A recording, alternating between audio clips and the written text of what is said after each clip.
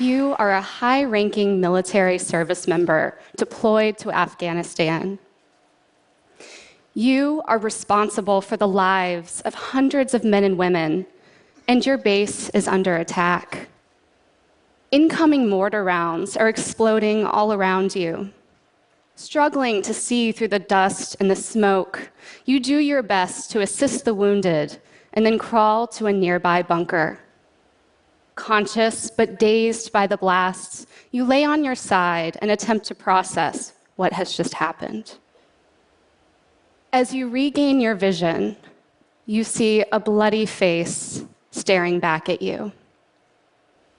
The image is terrifying, but you quickly come to understand it's not real. This vision continues to visit you multiple times a day and in your sleep. You choose not to tell anyone for fear of losing your job or being seen as weak. You give the vision a name, bloody face and bunker, and call it BFib for short. You keep BFib locked away in your mind, secretly haunting you for the next 7 years. Now close your eyes. Can you see BFib? If you can, you're beginning to see the face of the invisible wounds of war, commonly known as post-traumatic stress disorder and traumatic brain injury. While I can't say I have post-traumatic stress disorder, I've never been a stranger to it. When I was a little girl, I would visit my grandparents every summer. It was my grandfather who introduced me to the effects of combat on the psyche. While my grandfather was serving as a Marine in the Korean War, a bullet pierced his neck and rendered him unable to cry out. He watched as a corpsman passed him over, declaring him a goner, and then leaving him to die. Years later, after his physical wounds had healed and he'd returned home, he rarely spoke of his experiences in waking life. But at night, I would hear him shouting obscenities from his room down the hall. And during the day, I would announce myself as I entered the room, careful not to startle or agitate him. He lived out the remainder of his days isolated and tight-lipped, never finding a way to express himself, and I didn't yet have the tools to guide him. I wouldn't have a name for my grandfather's condition until I was in my 20s. Seeking a graduate degree in art therapy, I naturally gravitated towards the study of trauma. And while sitting in class learning about post-traumatic stress disorder, or PTSD for short, my mission to help service members who suffered like my grandfather began to take form. We've had various names for post-traumatic stress throughout the history of war. Homesickness, soldier's heart, shell shock, 1,000-yard stare, for instance. And while I was pursuing my degree, a new war was raging, and thanks to modern body armor and military vehicles, service members were surviving blast injuries they wouldn't have before. But the invisible wounds were reaching new levels, and this pushed military doctors and researchers to try and truly understand the effects that traumatic brain injury, or TBI, and PTSD have on the brain. Due to advances in technology and neuroimaging, we now know there's an actual shutdown in the Broca's, or the speech-language area of the brain, after an individual experiences trauma.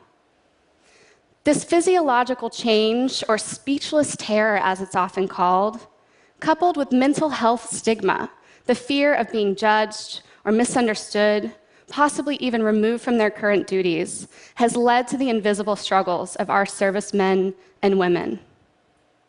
Generation after generation of veterans have chosen not to talk about their experiences and suffer in solitude. I had my work cut out for me when I got my first job as an art therapist at the nation's largest military medical center, Walter Reed.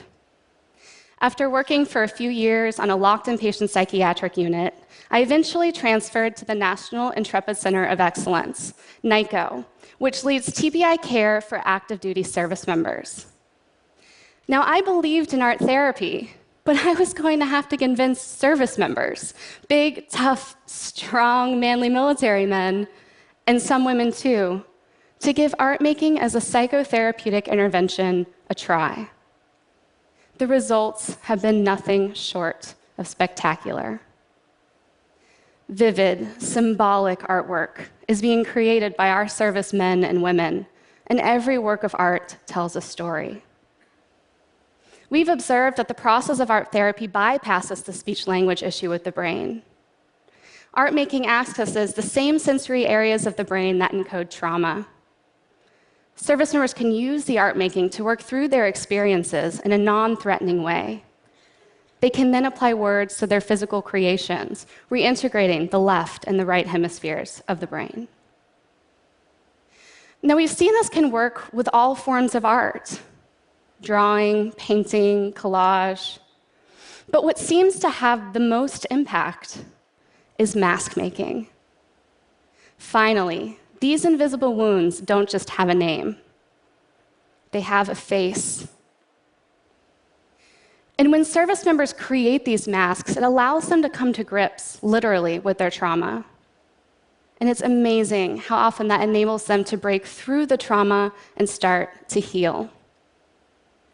Remember BFib? That was a real experience for one of my patients. And when he created his mask, he was able to let go of that haunting image. Initially, it was a daunting process for the service member, but eventually he began to think of BFib as the mask, not his internal wound. And he would go to leave each session, he'd hand me the mask and say, "Melissa, take care of him." Eventually, we placed BFib in a box to further contain him. And when the service member went to leave the NICO, he chose to leave BFib behind. A year later, he had only seen BFib twice, and both times BFib was smiling and the service member didn't feel anxious. Now, whenever that service member is haunted by some traumatic memory, he continues to paint. Every time he paints these disturbing images, he sees them less or not at all. Philosophers have told us for thousands of years that the power to create is very closely linked to the power to destroy. Now, science is showing us that the part of the brain that registers a traumatic wound can be the part of the brain where healing happens too. And art therapy is showing us how to make that connection. We asked one of our service members to describe how mask making impacted his treatment, and this is what he had to say. You sort of just zone out into the mask. You zone out into the drawing. And for me, it just released the block. So I was able to do it. And then when I looked at it after 2 days, I was like, holy crap, here's the picture, here's the key, here's the puzzle. And then from there, it just soared. I mean, from there, my treatment just went, out of sight, because they were like, Kurt, explain this, explain this. And for the first time in 23 years, I could actually talk about stuff openly to like anybody. I could talk to you about it right now if I wanted to, because it unlocked it. It's just amazing. And it allowed me to put 23 years of PTSD and TBI stuff together in one place that it's never happened before. Sorry.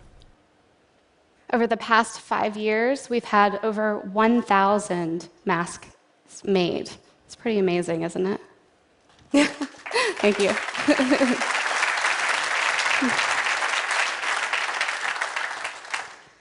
I wish I could have shared this process with my grandfather, but I know that he would be thrilled that we are finding ways to help today's and tomorrow's service members heal, and finding the resources within them that they can call upon to heal themselves. Thank you.